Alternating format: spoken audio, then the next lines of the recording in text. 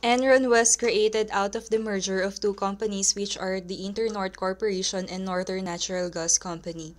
Enron was first involved in the distributing of gas and electricity in the United States and in constructing and operating power plants and pipelines worldwide.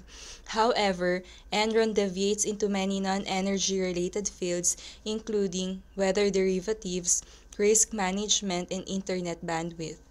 Enron transformed from old-style electricity and gas company into a $150 billion energy company. It became a Wall Street favorite and made it as the seventh largest company of the Fortune 500.